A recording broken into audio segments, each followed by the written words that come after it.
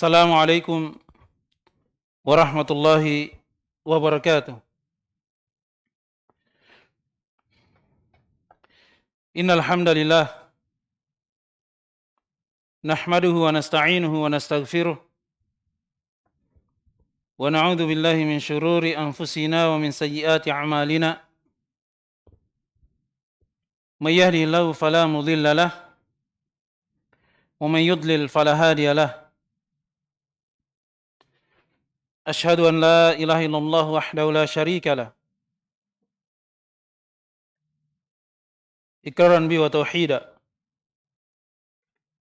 Wa asyhadu anna Muhammadan abduhu wa rasuluh sallallahu alaihi wa ala alihi wa ashabihi wa ikhwanihi wa sallama tasliman katsiran amma ba'd. Ma'asyiral ikhwah wal akhwat rahimani wa rahimakumullah. Alhamdulillah kita bersyukur kepada Allah Subhanahu wa taala Rabbul Alamin yang hingga saat ini masih terus memberikan kepada kita seluruhnya dari berbagai nikmat karunia, kasih sayang yang terus mengalir, yang terus kita nikmati di kehidupan dunia ini. Oleh sebab itu, hendaknya kita sebagai hamba Allah Subhanahu wa taala selalu berupaya untuk mewujudkan kesyukuran di dalam hidup dan kehidupan kita di dunia ini.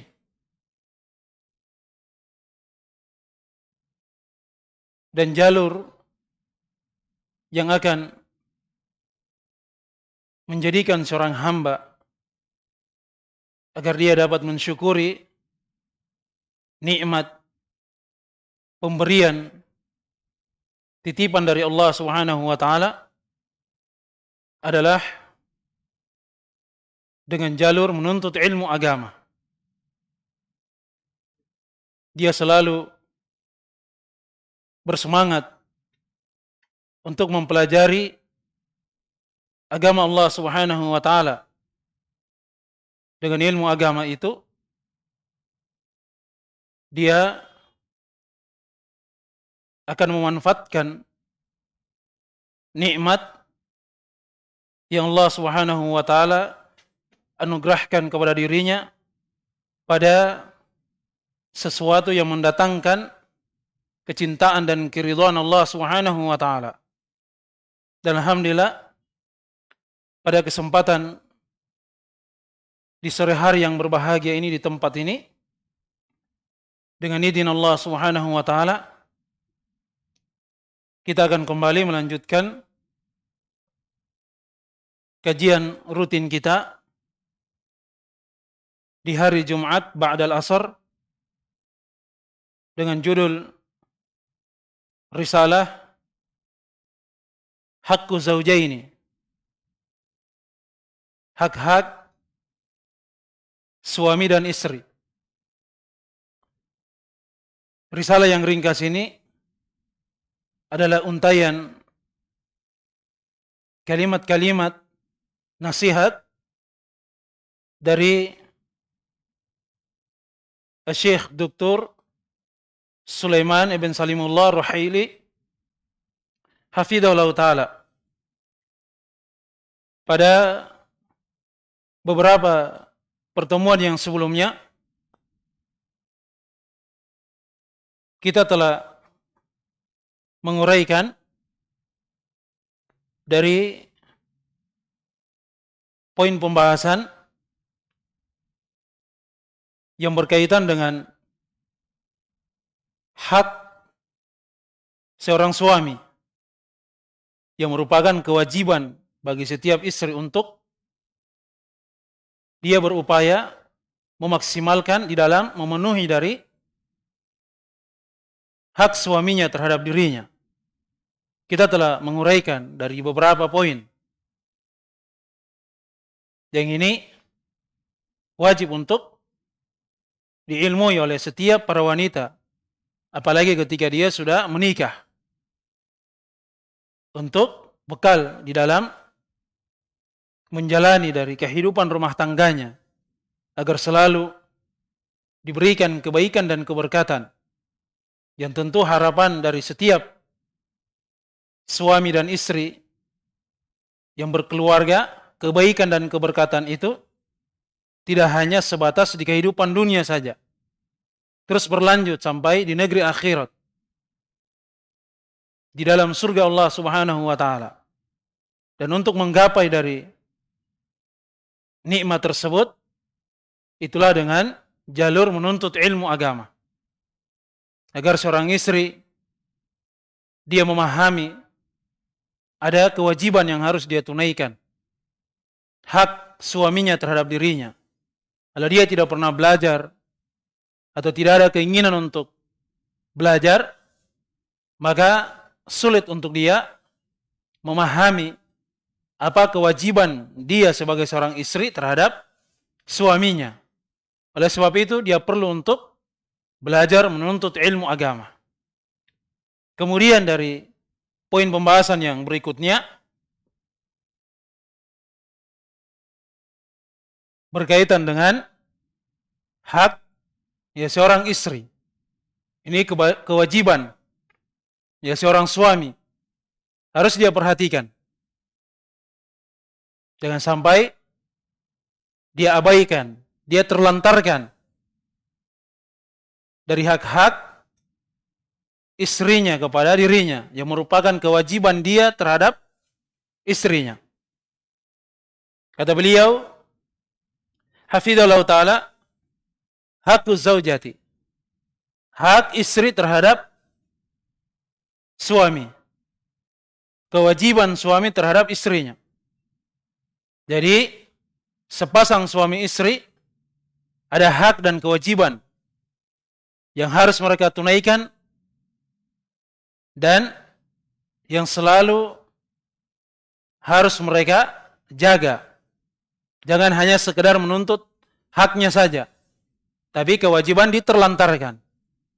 Sebagaimana seorang suami, dia memiliki hak terhadap istrinya, tapi harus dia ingat, dia juga memiliki kewajiban yang harus dia tunaikan, dia upayakan dari hak istrinya terhadap dirinya. Jelas ya? Dan sudah kita terangkan bahwa istri di kehidupan dunia ini, dalam kehidupan rumah tangganya, seberat apapun yang dia hadapi, persoalan atau problem di dalam kehidupan rumah tangga, maka selalu yang dia utamakan adalah memperhatikan hak dari suaminya, kewajiban dia terhadap suaminya. Adapun haknya, kalau misalnya suaminya tidak dia penuhi di kehidupan dunia ini, maka harus dia yakin bahwa Allah Subhanahu wa taala yang akan memberikan kecukupan, memberikan haknya di negeri akhirat. Dan itu pasti akan jauh lebih baik untuk dirinya. Jadi jangan karena haknya tidak diperhatikan oleh suaminya sehingga membuat dirinya tidak menunaikan hak dari suaminya. Dia terlantarkan kewajibannya sebagai seorang istri. Demikian pula keadaan seorang suami. Harus dia perhatikan apa yang menjadi tanggung jawabnya sebagai kepala keluarga, sebagai seorang suami. Dia berikan dari nafkah, kecukupan untuk istrinya. Walaupun kita sebutkan bahwa tidak ada ketentuan khusus di dalam syariat Islam. Misalnya, seorang istri dia berikan patokan setiap bulannya 5 juta misalnya seperti itu. Tidak ada kewajiban di dalam syariat Islam ini. Tapi yang menjadi inti dan pokoknya adalah bagaimana seorang suami itu dia tetap memberikan nafkah kepada istrinya sesuai dengan apa yang berjalan di tengah masyarakat. Jangan dia kurangi. Apa yang dianggap sebagai kebiasaan, bahwasanya itu dianggap telah memberikan nafkah kecukupan kepada istri, maka sudah lepas tanggung jawab dari suami. Kalau dia ingin menjadi suami yang lebih baik lagi, banyak mendapatkan pahala di sisi Allah Subhanahu wa taala melalui jalur memberikan nafkah kepada istrinya, dia perhatikan, dia sempurnakan, dia maksimalkan, dia permantap dalam hal itu, maka ini tambahan pahala untuk suaminya. Jelas ya? Dan ini harus dipahami oleh setiap suami bahwa ketika dia menikah, pintu-pintu ibadah itu terbuka lebar di hadapan matanya. Memberikan nafkah kepada istri itu jalur dari ibadah yang amat agung. Demikian pula seorang istri harus dia pahami. Ketika dia melayani suaminya, walaupun hal tersebut mungkin dianggap hal yang biasa saja, tapi dia selalu landasi dari kegiatannya di dalam rumah tangganya karena perintah Allah Subhanahu wa taala untuk memuliakan suaminya, melayani suaminya, maka pasti akan bernilai pahala di sisi Allah Subhanahu wa taala. Hal-hal yang biasa saja. Dia siapkan misalnya minum untuk suaminya ketika ingin berangkat kerja, dia siapkan kopi misalnya atau teh dari hal-hal yang membahagiakan dari suaminya, maka itu semuanya akan terhitung pahala di sisi Allah Subhanahu wa taala. Dan juga suami harus pandai melihat kondisi untuk membahagiakan istrinya. Ketika dia dimuliakan oleh istrinya, maka suami juga menyambut hal tersebut dengan penuh kebahagiaan.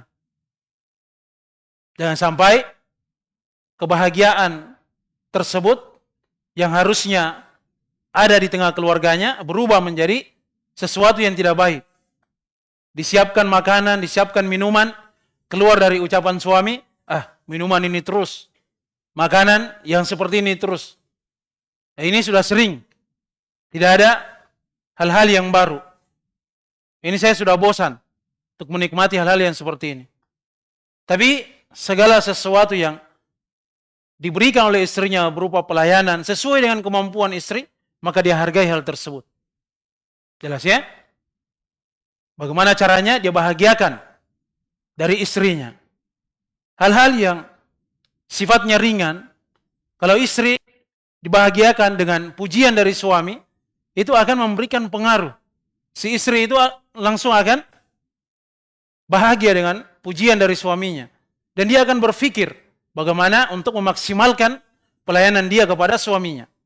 Dan disitulah dari nilai-nilai ibadah kepada Allah Subhanahu wa taala terjalin dari keromantisan di dalam kehidupan rumah tangga. Rasa kasih sayang, cinta itu akan semakin tumbuh dan akan langgeng yang diharapkan sampai di negeri akhirat. Jelas ya? Maka suami dan istri harus pandai menjaga dari hal-hal yang memberikan potensi kebahagiaan di tengah keluarganya. Kata beliau, hafidhallahu ta'ala,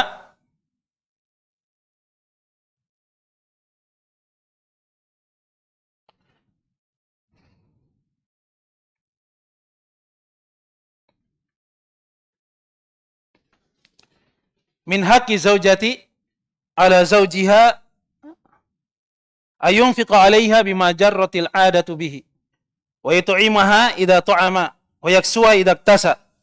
Al-matlubu min ar-rajuli ayunfiqa 'ala zaujati wa yut'ima az-zaujata bima jarratil 'adatu bihi min ghairi israfin wala taqtirin.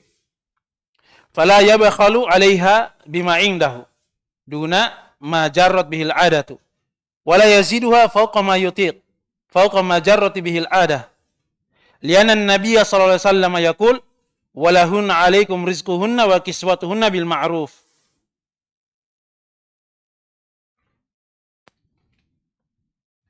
Kata beliau, hafidhallahu ta'ala, min haqqi zaujati ala zaujiha ayunfiqa 'alaiha. Dari hak istri terhadap suaminya, ini kewajiban seorang suami terhadap istrinya adalah memberikan nafkah terhadap istrinya. Sesuai dengan kebiasaan yang berjalan. Jelas ya? Apa yang menjadi kebiasaan di tengah masyarakat di tempat tersebut, bahwa ketika dia berikan nafkah dengan jumlah sekian itu sudah memenuhi dari kebutuhannya, maka itu sudah cukup. Jelas ya? Paham ya?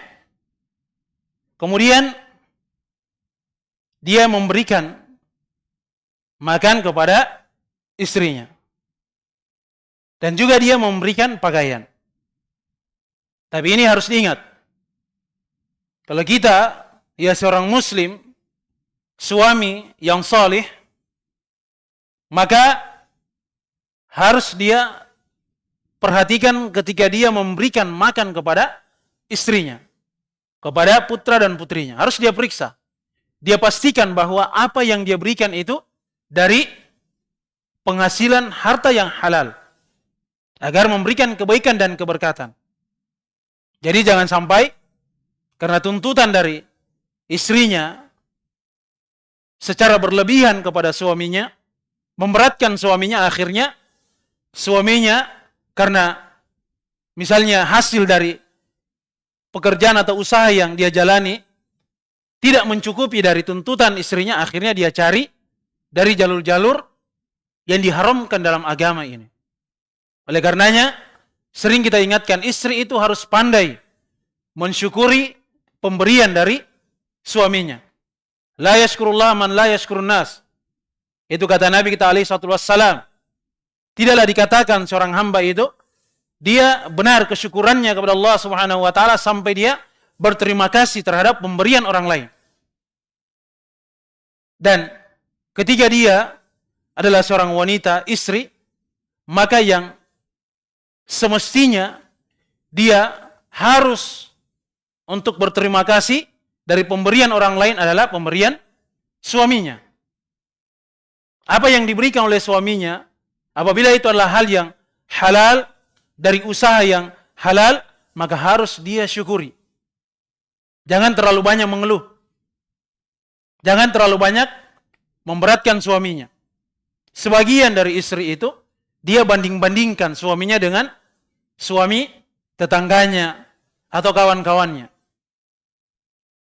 Dia tidak pernah memikirkan bagaimana perasaan dari suaminya yang telah berupaya semaksimal mungkin untuk mencari dari nafkah, dari jalur yang halal untuk dia berikan kepada anak dan istrinya. Tapi dengan mudahnya seorang istri dia katakan, kamu ini tidak sebagaimana yang saya harapkan. Harusnya kehidupan kita sudah meningkat. Harusnya ada kemajuan dari sisi ekonomi. Dia bandingkan dengan suami tetangganya. Lihat, tetangga kita. Dia menikah baru 1 tahun. Tapi lihat, rumahnya megah, kendaraannya nyaman. Diberikan dari apa yang istrinya minta kepada suaminya. Kita sudah menikah 10 tahun, tidak ada kemajuan. Seperti ini terus kehidupan dan keadaan kita. Ini tidak semestinya seorang istri bersikap dan berperilaku seperti itu. Kalau dia adalah istri yang salihah, maka dia harus mensyukuri nikmat Allah Subhanahu wa taala melalui jalur suaminya. Harus dia syukuri hal tersebut. Supaya banyak kebaikan dan keberkatan. Dan itulah dari salah satu ciri dari sifat istri yang salihah. Oleh karenanya, ya seorang istri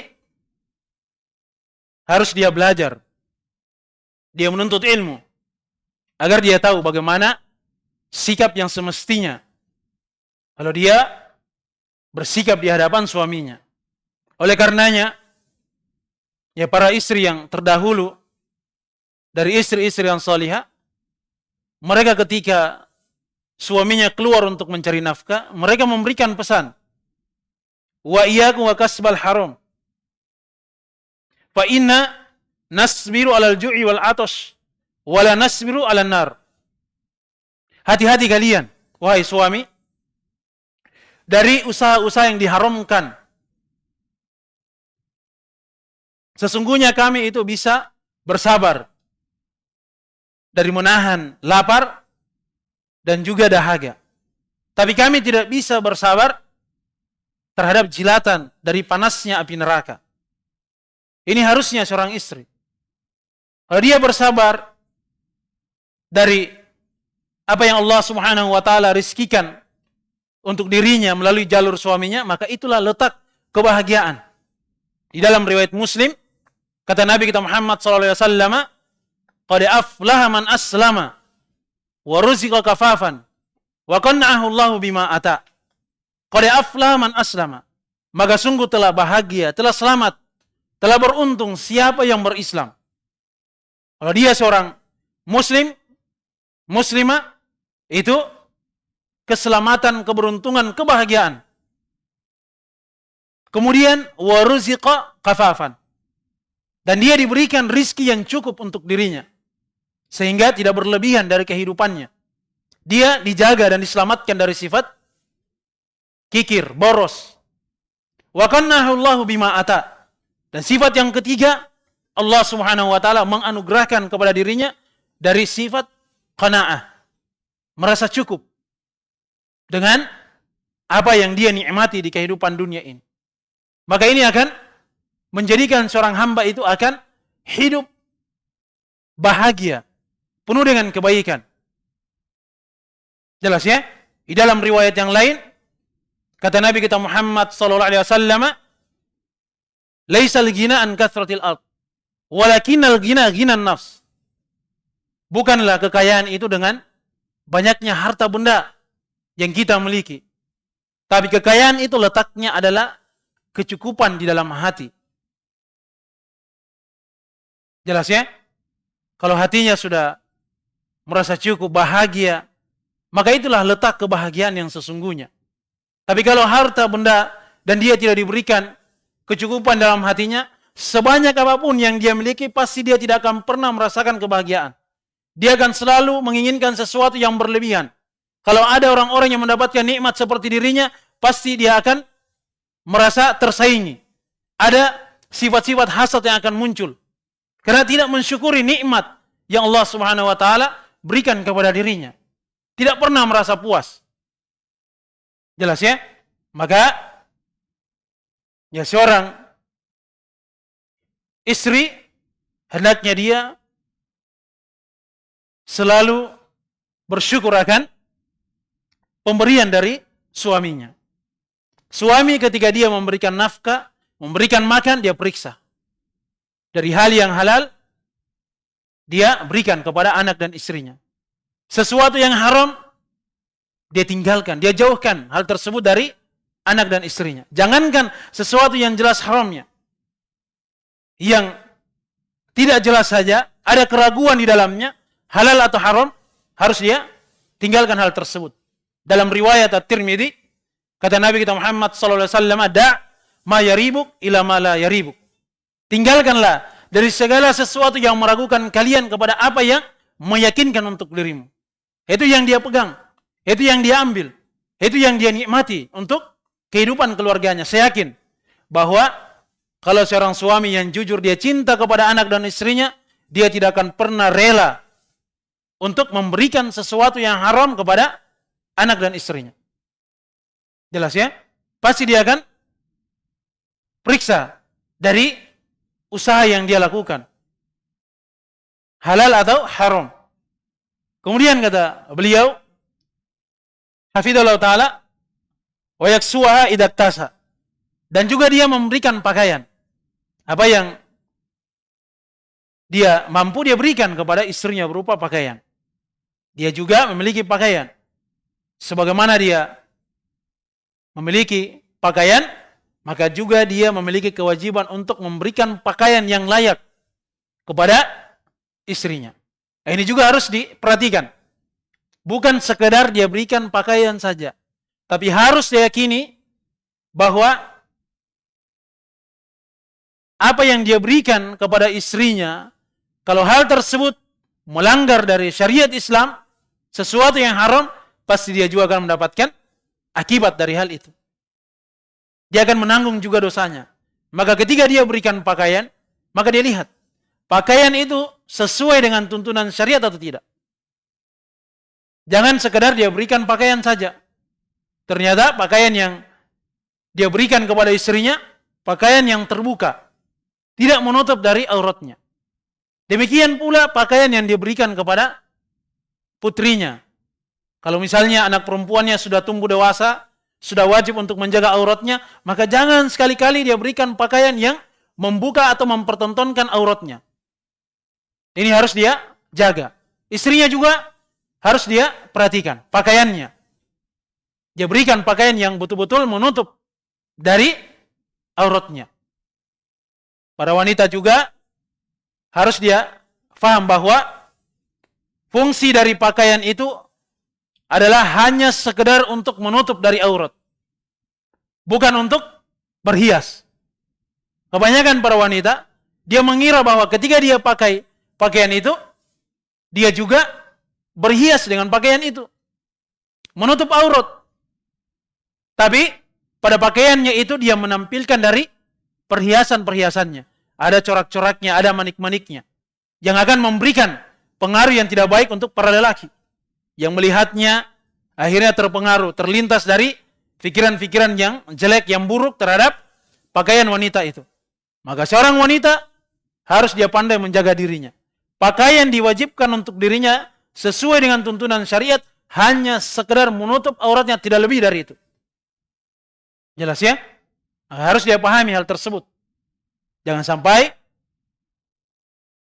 dia memakai pakaian tapi pada sudut yang lain dia juga memberikan pengaruh yang tidak baik untuk para lelaki yang melihat dirinya.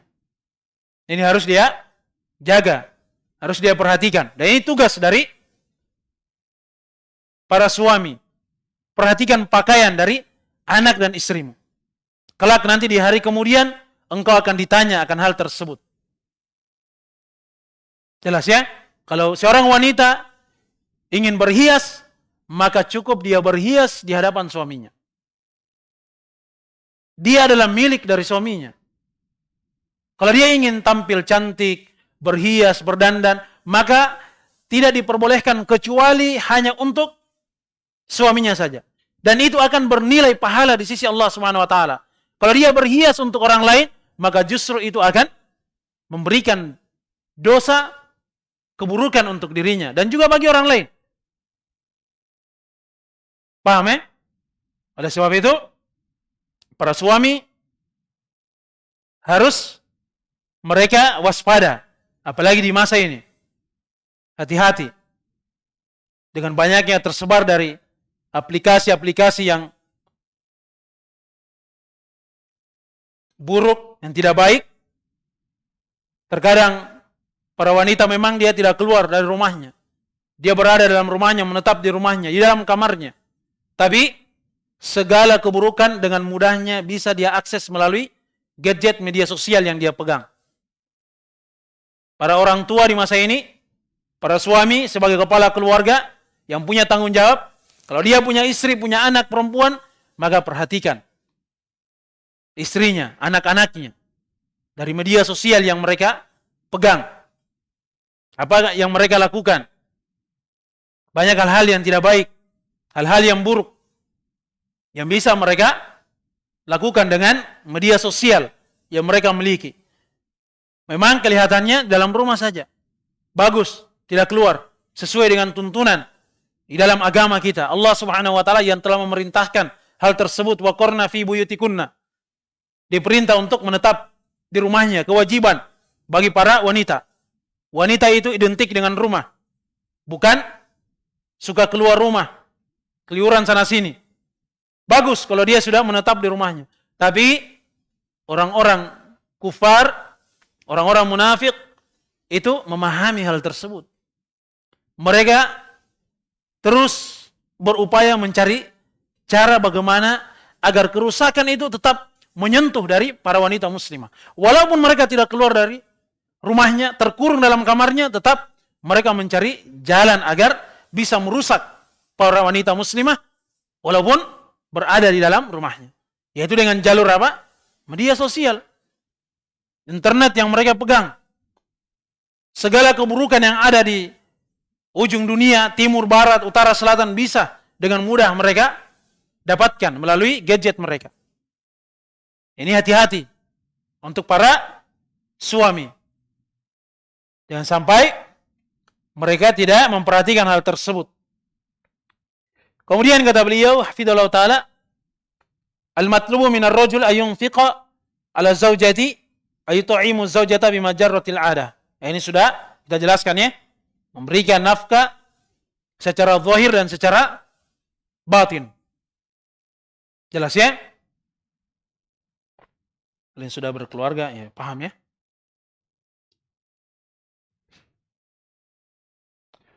Kalian belum berkeluarga, ya sabar-sabar dulu.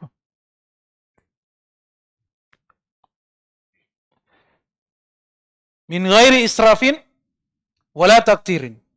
Tanpa dia berlebihan dan tanpa dia kurangi. Fala yabkhalu 'alaiha bima 'indahu. Maka jangan dia kikir terhadap istrinya pada apa yang dia miliki di sisinya. Suaminya sebenarnya mampu, tapi dia tahan terus uangnya, hartanya. Sementara itu kewajiban dia terhadap istrinya. Ini berdosa seorang suami. Dia kikir terhadap istrinya. Pada sesuatu yang memang hajat dan kebutuhan istrinya, kewajiban bagi suami untuk dia penuhi, dia berikan kepada istrinya. Dia tahan. Ini artinya dia zalimi istrinya. Ini tidak benar ya. Jangan dia lakukan hal tersebut. Wala yaziduha fawqa ma yutiq. Fawqa ma jarrat bihil 'adah. Jangan dia menambah dari hal-hal yang dia berikan kepada istrinya, kecuali apa yang dia mampu saja.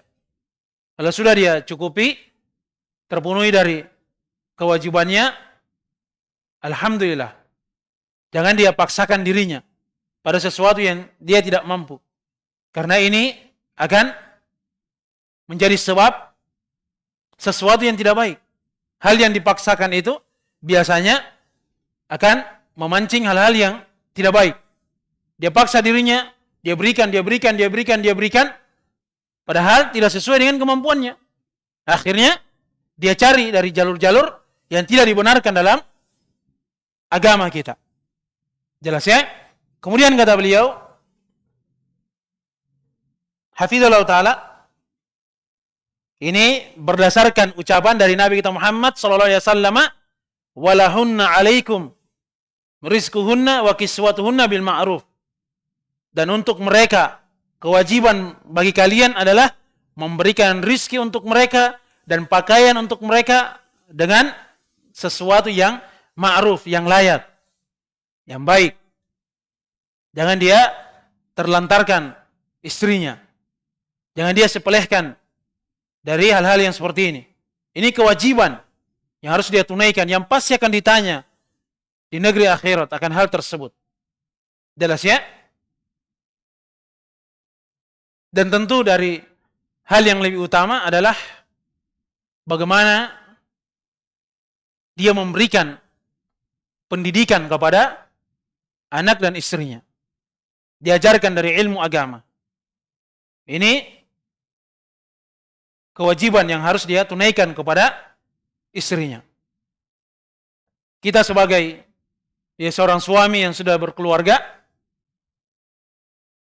kita memiliki tanggung jawab untuk memberikan nasihat, mengajarkan ilmu kepada istri dan anak-anak kita.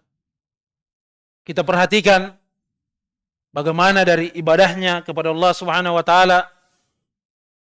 Misalnya dari tata cara dia berwudu, kita lihat, kita perhatikan.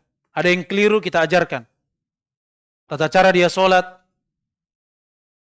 Kemudian, apalagi istri. Ini suami, banyak ilmu yang harus dia pahami. Yang berkaitan dengan toharo. Untuk wanita. Jelas ya? Yang berkaitan dengan haid. Yang berkaitan dengan istihadah. Yang berkaitan dengan nifas. Hukum-hukum misalnya ketika berada di bulan Ramadan, istrinya mungkin mengandung atau lagi menyusui, maka dia harus punya ilmu akan hal tersebut untuk diajarkan kepada istrinya. Dan sampai karena dia tidak paham ilmunya, istrinya juga tidak tahu akan hal tersebut, akhirnya dia terlantarkan dari kewajibannya. Yang harusnya wajib untuknya dia sholat, atau tidak boleh misalnya dia sholat karena ada penghalangnya, itu juga misalnya dalam bulan Ramadan, tapi karena dia tidak paham, istrinya juga tidak tahu, akhirnya luput. Hal-hal yang menjadi ibadah, dia tinggalkan begitu saja. Harus diajarkan juga kepada putrinya, atau anak laki-lakinya. Ini kewajiban ya, bagi seorang suami. Misalnya, tanda balik misalnya. Ya, kalau untuk laki-laki, tanda balik yang pertama adalah misalnya dia sudah ihtilam, mimpi basah. Kemudian yang kedua, tumbuh rambut di sekitar kemaluan. Kemudian yang ketiga dia berumur 15 tahun. Kalau untuk wanita ditambah satu syarat lagi apa? Ketika dia sudah haid. Tapi misalnya karena suaminya atau istrinya tidak paham akan hal tersebut, tidak haid misalnya anaknya, tapi usianya sudah 15 tahun. Dia katakan, ini belum dewasa, belum wajib untuknya sholat, belum wajib untuknya berpuasa. Atau misalnya anak laki-lakinya, jelas ya, dia mungkin belum ihtilam, belum mimpi basah, tapi umurnya sudah mencapai usia balik. Dianggap bahwa ini belum dewasa. Padahal salah satu saja ini ada pada anak itu, laki-laki atau perempuan, itu sudah menunjukkan bahwasanya dia sudah balik, sudah dewasa, sudah wajib untuknya menjaga sholat, berpuasa di bulan Ramadan kalau tidak ada udzur yang syar'i. Kalau dia tidak paham akan hal ini, maka pasti anak-anaknya juga akan tidak memperhatikan hal-hal tersebut. Akhirnya dia terlantarkan dari kewajiban yang harusnya sudah wajib untuk dirinya. Jelas ya? Paham ini ya? Ini harus diperhatikan. Jadi, di samping dia memberikan makan, dia perhatikan makanannya, pakaiannya, kemudian juga tempat tinggalnya, dia juga harus memberikan pendidikan kepada anak dan istrinya berupa ilmu agama. Paling tidak, misalnya kalau dia juga, ya harusnya tidak boleh ya, malas-malas belajar. Dia paling tidak dari usahanya, dia carikan untuk istrinya tempat ta'lim untuk belajar. Anak-anaknya juga demikian. Jelas ya? Tapi bagusnya, ya suami itu yang memberikan pelajaran untuk hal-hal yang seperti itu. Bayangkan ya, kalau kita ajari istri kita, anak-anak kita tentang toharo, tentang sholat, itu pahalanya luar biasa. Itu dia pakai terus selama dia hidup. Apalagi kalau kita wasiatkan, ajarkan juga nanti kepada anak-anakmu. Turun-temurun ilmunya berasal dari ayahnya sendiri. Jelas ya? Itu kebaikan luar biasa. Tapi kita kan biasanya banyak yang tidak mau terbebani dengan hal yang seperti itu. Biarkan saja, nanti juga dia akan tahu dengan sendirinya. Jelas ya? Maka bagusnya dia sendiri yang ajari. Agar istrinya juga itu tidak jangan sampai ada istrinya dia lebih senang ustadznya daripada suaminya. Karena ustadznya yang memberikan dia pelajaran ilmu agama. Kalau dari suaminya walaupun dinasihati, mau dia dengarkan. Tapi kalau ustadznya yang bicara langsung dia dengarkan, langsung dia ikuti. Nah, itu kenapa? Karena suami tidak kelihatan berwibawa di hadapan istrinya dalam sisi ilmu agama. Salah mengidolakan istri, dia lebih cenderung mendengar nasihatnya ustadznya daripada suaminya sendiri. Jelas ya? Kecuali mungkin hal-hal yang memang suaminya tidak tahu. Baru dia bertanya kepada orang yang lebih berilmu. Tapi sesuatu yang sifatnya juga suaminya tahu, ya, kalau dia beritahu istrinya, kadang istrinya, saya enggak yakin kalau kita yang beritahu. Karena kita saja enggak peduli sama ibadah, talimta saja jarang, malas. Memang caranya semua dengar. Ini kan masalah juga untuk kehidupan rumah tangga. Jelas ya? Oleh sebab itu jadilah seorang suami yang betul-betul menguasai dari sosok kewibawaan untuk tampil di hadapan keluarga. Posisikan diri Anda sebagai suami. Jelas ya? Agar istri itu taat kepada suami. Kemudian kata beliau hafizahullah ta'ala, min haqqi zaujati ala zaujiha ayusina ilaiha bikulli ma jarratil adatu anau isanun ila zaujati mimma la yukhalifu syar'a rabbil alamin yaqulun nabiyyu sallallahu alaihi wasallam ala wa haqquhunna alaikum an tuhsinu ilaihinna. Dari hak istri terhadap suaminya, ini kewajiban suami, hendaknya suami itu memperlakukan istrinya dengan baik. Dengan sesuatu yang memang secara adat kebiasaan memungkinkan hal tersebut. Jelas ya? Kalau misalnya hal tersebut dianggap baik di tengah masyarakat, tidak melanggar dari syariat, maka dia lakukan hal tersebut untuk istrinya. Tapi dengan catatan, mimma la yukhalifu syar'a rabbil alamin. Hal-hal yang tidak menyelisih dari syariat Allah Subhanahu wa taala Rabbul Alamin. Jelas ya? Segala sesuatu yang kebiasaan dianggap itu adalah hal yang ma'ruf, al-ihsan, perbuatan baik, maka seorang suami dia melakukan hal tersebut juga kepada istrinya. Dengan syarat sesuatu yang dianggap baik itu yang sesuai dengan adat kebiasaan yang berjalan di tengah masyarakat, tidak menyelisihi syariat Allah Subhanahu wa taala Rabbul Alamin. Kalau dia menyelisih syariat, jangan dilakukan hal tersebut. Misalnya saya kasih contoh. Kebiasaan di tengah masyarakat misalnya yang mungkin dianggap baik oleh para wanita. Jelas ya? Kalau dia misalnya berdandan, dia beli untuk istrinya segala peralatan untuk make up misalnya agar kelihatan cantik. Ini kan bagus ya? Hal-hal yang lumrah untuk para wanita.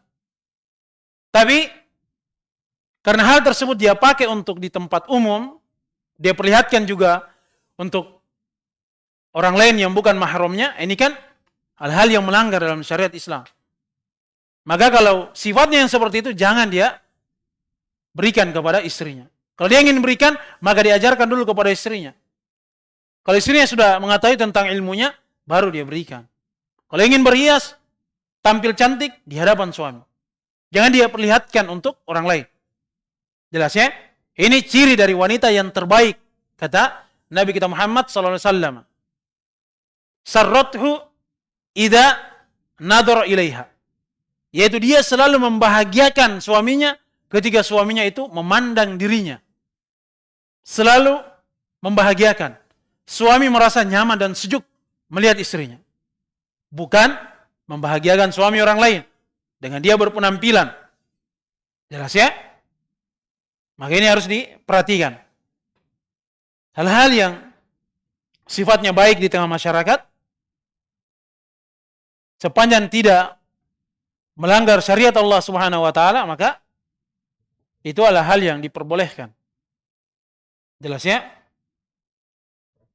Tapi kalau hal tersebut melanggar syariat Allah Subhanahu wa taala, maka jangan dia berikan kepada istrinya. Dalilnya adalah ucapan dari Nabi kita Muhammad alaihi wassalam, ala wa haqquhunna alaikum. Ketahuilah bahwasanya yang menjadi hak untuk mereka, kewajiban terhadap kalian, antuhsinu ilaihinna, adalah agar kalian itu selalu berbuat baik kepada para istri, para wanita. Jelas ya? Nah, di sini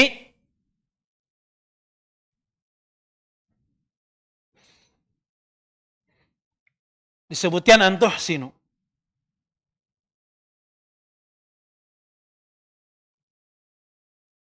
Nah, ini ada takwilnya. Dan juga di sini dengan lafaz fi'il mudhari yang memberikan makna istimrar. Artinya selalu berbuat baik kepada istri. Ini kewajiban suami terhadap istrinya. Kemudian kata beliau, min haqqi zaujati ala zawjiha ala yadribaha wa lam yu'din fi darbi zaujati illa idha khifa nusuzuha wa asad zaujaha wa ta'ayyana darbu wasilatan li ta'dibiha ba'da an wu'idat falam tastafid minal wa'di wa hijrat falam yanfa'il hujrani atau hijranu. Dari hak istri terhadap suaminya, alla yadribaha, jangan sekali-kali suami itu memukul istrinya. Jelas ya? Walam yu'din fi darbi zaujati illa idha khifa nusuzuha. Tidak diizinkan untuk memukul istri kecuali apabila dikhawatirkan istri itu melakukan nusuz.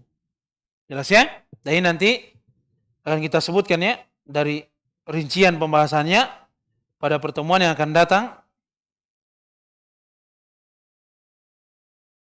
Masih pada poin dari pembahasan hakuz zaujah. Hak seorang istri terhadap suaminya. Jelas ya? Nanti akan kita sebutkan apa itu dari arti an-nusuz, kemudian apa tahapan-tahapannya sehingga bisa untuk memukul, apa syarat-syaratnya. Ini juga hal yang penting ya. Ya, suami itu tidak sembarang angkat tangan kemudian dia pukul istrinya dengan pukulan-pukulan yang memberikan bekas. Ini ya tidak semestinya seperti itu. Ya mungkin saya bisa kita sampaikan untuk pertemuan kita di sore hari ini. Semoga ada manfaatnya bagi kita seluruhnya. Dan semoga Allah SWT menerima dari seluruh amalan kebaikan kita, melipat gandakannya, mengampuni dan menggugurkan dari segala dosa dan kesalahan kita. Subhanakallahumma bihamdik, asyhadu an la ilaha illa anta astaghfiruka wa atubu ilaik. Assalamualaikum warahmatullahi wabarakatuh.